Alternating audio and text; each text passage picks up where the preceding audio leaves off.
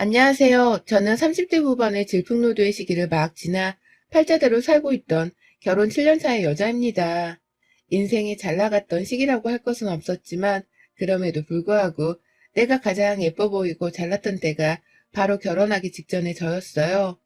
회사를 다니면서 월급도 찬찬히 벌어오고 있었고 저 하나 꾸미고 보살피는데 기꺼이 돈을 써가면서 가꿨는지라 여자가 예뻐 보이는 건 어찌 보면 당연한 시기였죠.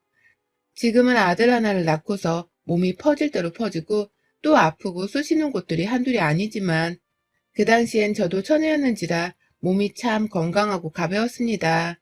늘 당차 있었고 걸음걸이에 자신감이 가득했었어요. 그렇게 자기 예쁜 맛에 살다가 지금의 남편을 만났고 입에 발린 소리를 하도 잘하길래 그 모습에 꼴딱 속아 넘어가서는 결혼을 했습니다. 누구보다 저를 사랑해주고 또 평생토록 지켜줄 거라고 드라마에서나 나올 법한 버터 가득한 말들을 엄청나게 해대더라고요. 저 하나 잡아 결혼하겠다고 말입니다. 그러니 저도 별 수 있나요? 연애를 많이 해본 것도 아니고 그렇다고 남자에 대해서 잘하는 것도 아닌데 옆에서 남친이란 사람이 그렇게 드라마 주인공 같은 소리를 해대니 마음이 설레는 수밖에요. 그런데 결혼을 하고 나니 남편은 제가 알던 남편이 아니었어요. 결혼하고서 지금까지 기억에 남는 건 남편 뒷바라지에 시어머니 뒷바라지도 모자라서 하나 있는 아가씨 뒷바라지까지 한 것밖에 없습니다. 그 정도로 저를 독립을 대하듯이 부려먹고 하대하는 시댁 사람들과 남편 때문에 개고생을 했던 쓰라린 기억뿐이었습니다. 결혼하고서 제가 바로 임신을 했어요. 임신한 순간에 임산부 뒷바라지를 해주겠다면서 시어머니가 집에 자주 들락거리던 것을 시작으로 그런 시어머니를 말리기는커녕 자기 엄마가 집에 와 있어서 기분이 좋다며 오히려 해볼래 하던 남편까지 모든 악몽이 바로 시작되었었죠. 시어머니시니 제가 오지 말라고 함부로 말을 할 수 있는 것도 아니었고요. 당시 저는 남편이 집에서 살림만 하라고 해서 직장도 그만두고는 주부로 지내고 있었는데 시어머니가 간간히 집에서 노는 사람 취급을 하시더라고요. 남편이 쉬라고 해서 듬직하게 믿고 쉬고 있었더니만 한다는 말이 남편이 밖에서 일하며 돈 벌어오니 너는 팔 때 편하고 좋겠다. 그치? 돈 쓰는 맛에 살맛 나겠네. 라며 괜시리 눈치를 주셨어요. 정작 저는 쥐뿔만큼 벌어오는 남편 월급에 허덕이면서 주부 생활을 하고 있었는데 말입니다. 그런 줄은 꿈에도 상상을 하지 못하시는 건지 자기 아들이 마냥 재벌집 아들처럼 월급을 벌어오는 줄 아시는지 그렇게 남편도 허투루 쓰지 말란 소리를 하시더라고요. 쓸 돈이 있어야 쓰던지 말던지 했을 텐데 말입니다. 그러다 제가 아들을 낳았어요. 저는 아들을 낳던 딸을 낳던 크게 신경을 쓰지 않았지만 그래도 첫해부터 아들을 낳으니 제 몸이 정말 힘들더라고요. 애가 우량아까지는 아니었지만 꽤나 무게가 나가게 태어난 바람에 출산 후 애 하나 드는 것도 정말 힘들었어요. 옆에서 시어머니는 애를 낳고 나서도 제 산후조리를 해주신다며 저희 집으로 무단으로 살려고 들어왔습니다. 그 와중에 시어머니가 애를 돌봐주기는커녕 제 애를 한 번도 안아주려 하지도 않는 바람에 저는 집에서 시어머니를 모시면서 애까지 돌보는 최악의 상황을 마주했어요. 분명 시어머니는 산후조리를 해주겠다고 하면서 짐까지 싸가지고 들어오셔 놓고서는 제 집에서 휴양을 하는 듯이 몸 편하게 지내셨죠. 그때 저희 시어머니가 얼마나 뻔뻔스럽고 또 염치가 없으셨냐면요. 산후조리를 해주겠다는 입에 발린 말을 하면서 들어와 놓고는 저한테 끼니 때마다 나 근데 김치 없이 못 먹는데. 나 고기 없으면 밥 못 먹는데.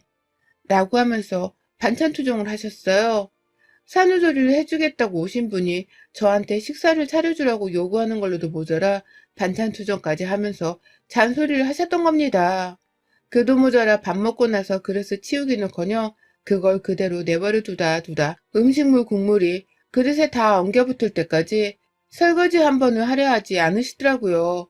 저는 그 와중에 애를 보느라고 정신이 하나도 없었는데 시어머니는 그런 저를 보면서도 설거지 한번 해주기는커녕 오히려 거실바닥에 몸을 밀착시켜서는 한시도 떼지 않고서는 TV만 열심히 쳐다보셨어요.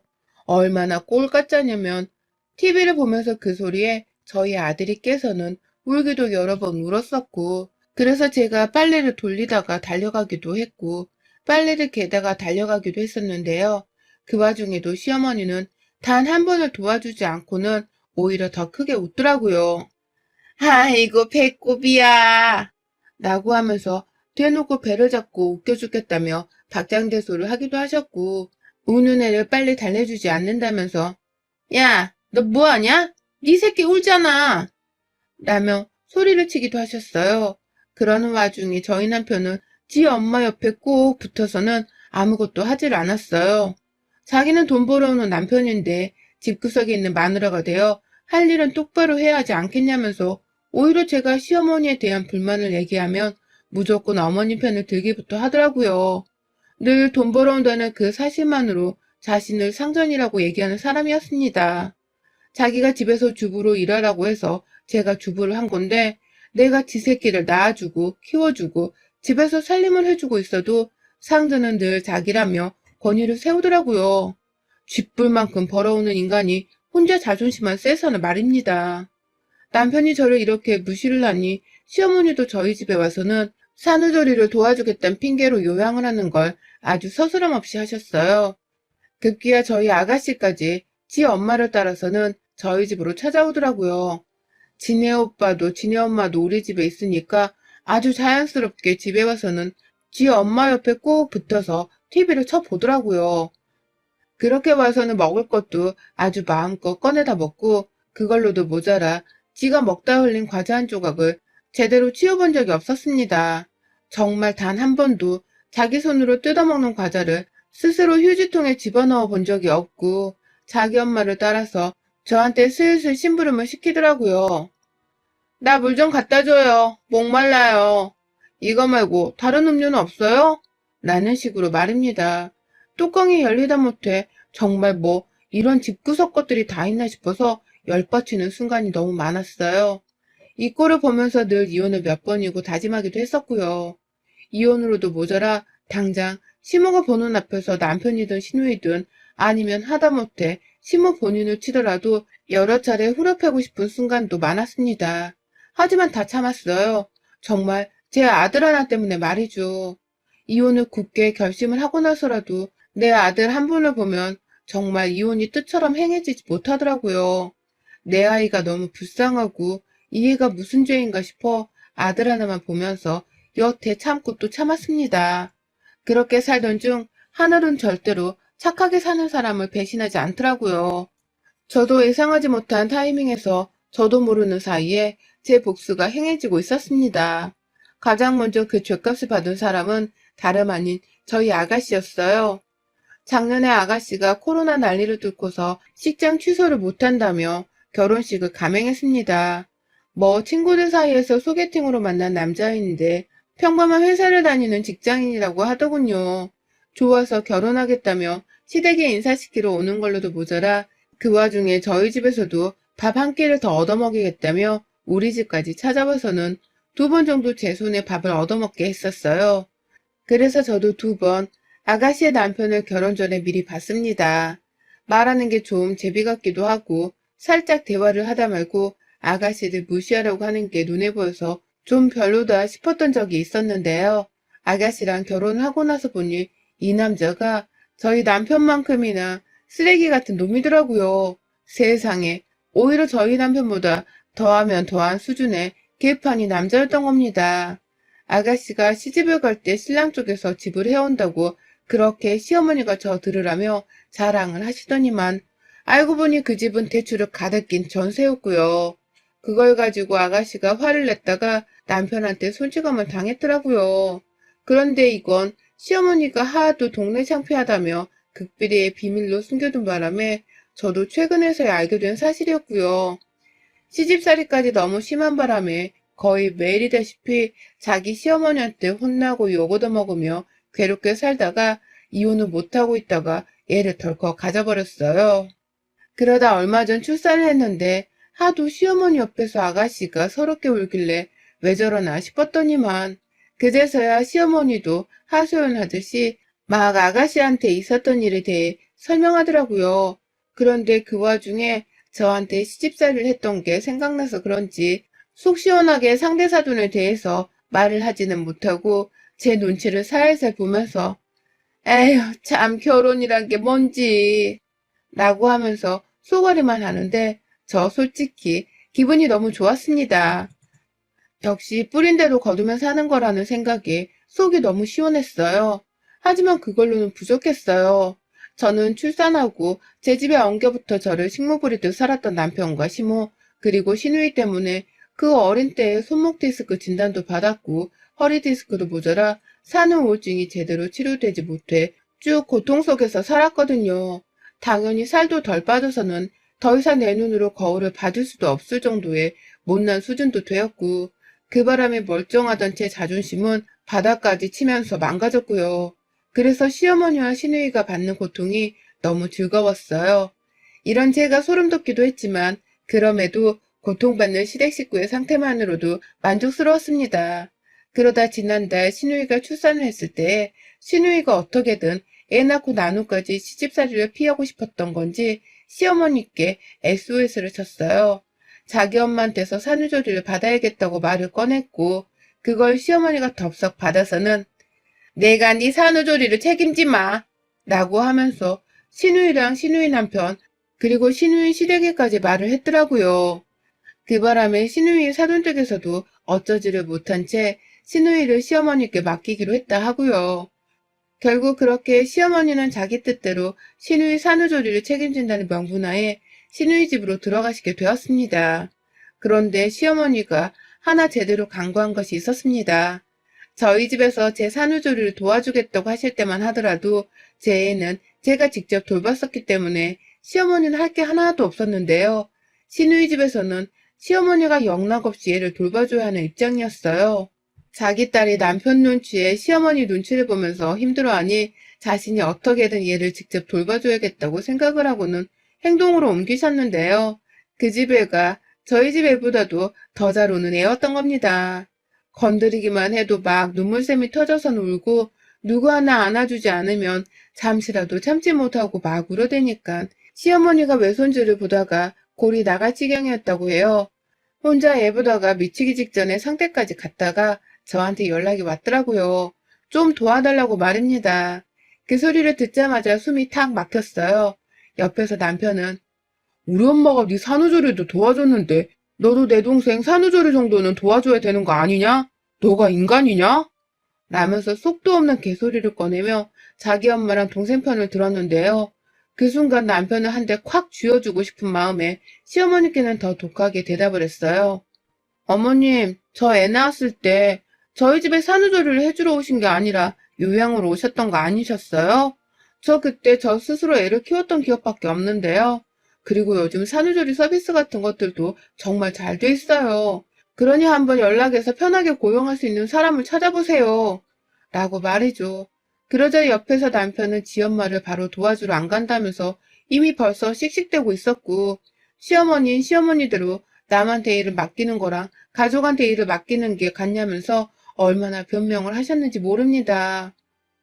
당장 와달라고 하면서 자기 손목이 나가기 직전이라고 막 애원을 하는데, 아유, 저도 그 바람에 몇 번 더 안 간다고 애 핑계를 대면서 거절을 하다가 결국 수긍을 했어요.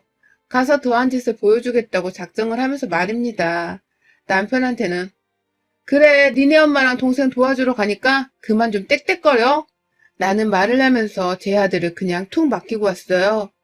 남편이 단 한 번도 자기 스스로 애를 혼자서 돌본 적이 없는 사람이었는데 아무것도 가르쳐주지 않은 채 그냥 턱하니 밥도 안 해놓고 애를 놔두고 와버린 것이었습니다. 그러니 남편은 제가 시누이 집으로 가는 그 와중에도 저한테 자꾸 전화를 해대면서 물어보더라고요. 애 밥은 어떻게 먹여야 하는지, 몇 시에 씻겨야 하는지 막 물어보다가 나중에는 왜 미리 말해주지 않고 갔냐면서 무조건적으로 화를 내기도 했어요. 그 순간부터 저는 슬슬 남편이 초조해하는 모습을 보면서 흥분을 했고 결국 나중엔 핸드폰을 작정하듯 꺼버렸네요. 그리고 시누이 집에 도착을 한 그 순간 시누이는 이제야 한시름 놓을 수 있겠다는 듯이 저를 보면서 엄청 반갑게 인사를 하대요. 평소에는 제가 시댁에서 명절마다 개고생을 하고 시어머니한테 시집살이를 당할 때마다 단 한 번도 와서 도와주러 하지를 않던 애가 갑자기 저를 향해서 너무나도 반갑게 인사를 하는 겁니다. 그러니 저도 가식스럽게 시누이의 인사에 화답을 했고 부엌으로 곧장 들어가서는 형식적으로 미역국 한 사발을 끓여냈어요. 시어머니가 저 산후조리를 해주실 때에 형식적으로 미역국 하나를 차려놓고는 밥 끼니 때마다 내가 미역국 끓여놨잖아 라는 소리를 자주 하면서 생색을 내셨거든요. 그거 따라하겠다면서 저도 미역국 하나를 차려놓고는 바로 손을 접고 부엌을 나와버렸어요. 그리고는 저희 집 와서 저 산후조리를 도와주기는커녕 TV만 보면서 거실 바닥에서 놀고 먹었던 시어머니와 시누이 마냥 저도 똑같이 복수를 해줬습니다.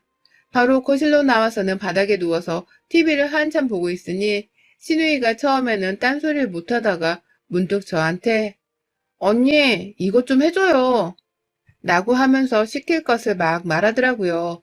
애가 운다고 부르면 저는 애 엄마가 좀 안아주듯 해야지. 그래야 애가 나중에라도 덜 울고 엄마 품을 기억하지. 아직 애를 키울 줄 모르네.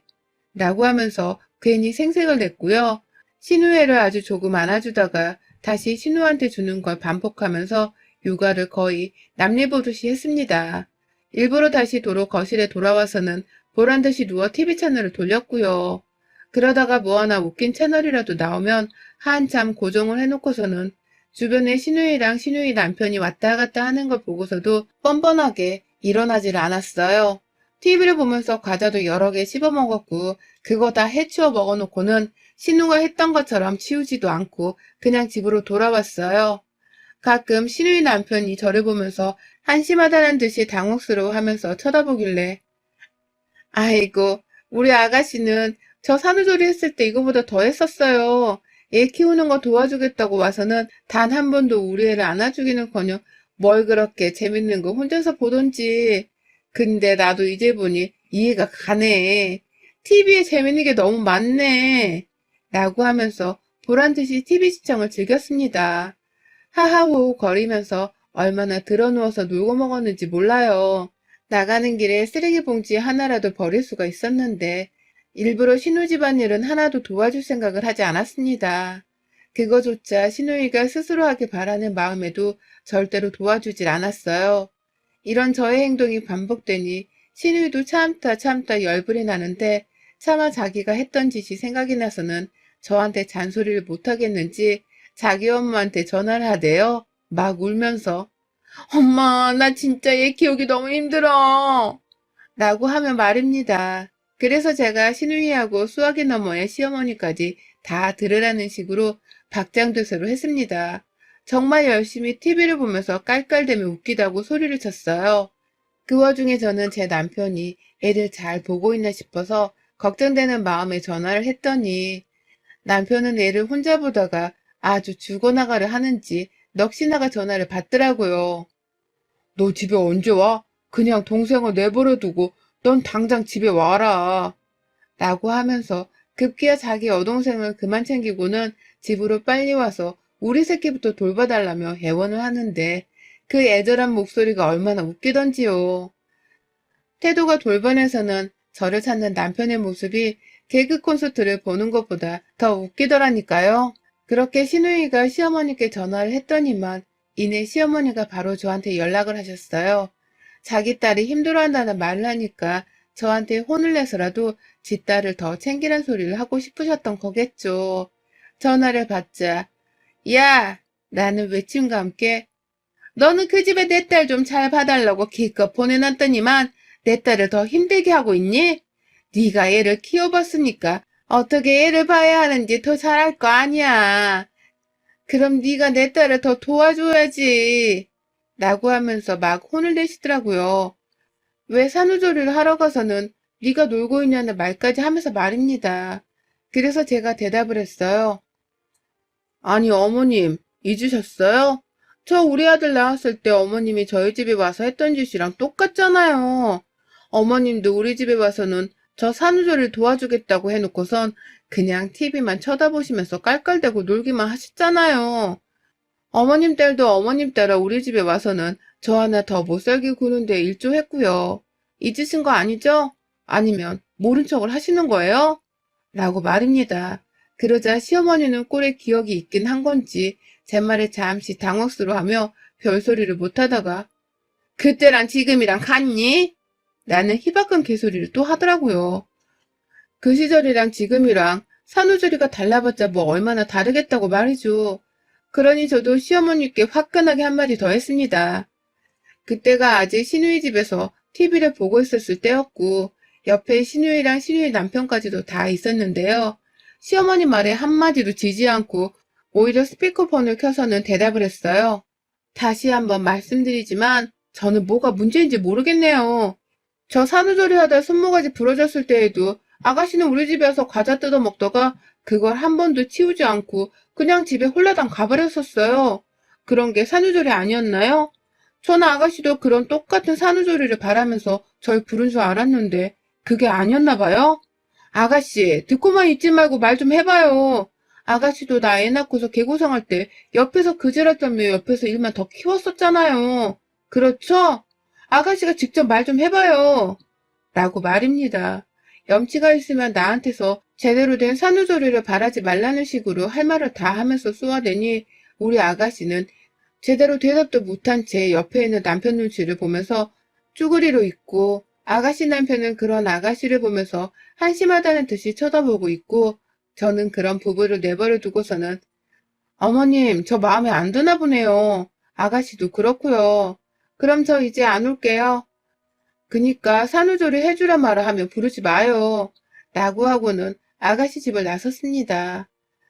그게 제가 아가씨 집으로 산후조리를 도와주겠다고 나섰던 마지막 날이 되었어요. 저는 그 후 보란듯이 시누이 집에 가지를 않고 있고 제가 한 말들에 시어머니나 시누이도 딱히 반박하며 연락을 또 못하더라고요. 집에 왔더니 남편은 애를 보다 떡실신이 되어서는 저를 기어가는 목소리로 반겼고 그런 남편을 보면서 전 확신했습니다. 우리 남편이 혼자 애를 보면서 애 키우는 게 얼마나 힘든 일인지를 분명 깨우쳤을 거란 걸 말이죠. 그래서인지 그 후 남편은 집에 와서도 집구석에서 노는 사람이라는 극단적인 말은 절대 꺼내질 않고 있어요. 그러니 저도 그런 남편과 시댁 사람들 태도를 보면서 혼자 키드득 거리면서 잠잠히 집에서 제 애나 돌보며 사는 중이랍니다. 며느리한테는 함부로 대해도 되면서 자기 딸한테는 함부로 대하면 안 된다는 듯이 잔소리를 하고 부려먹으려고 한 시어머니랑 남편까지도 모두가 다 자기만의 가르침을 얻었을 거라고 생각을 하면서 지내는 중이에요. 시누이는 뭐 이미 시집을 간 순간부터 지 남편한테 구박을 받으며 저보다 더 괴로운 삶을 살고 있으니 딱히 신경을 쓰지 않고 있고요.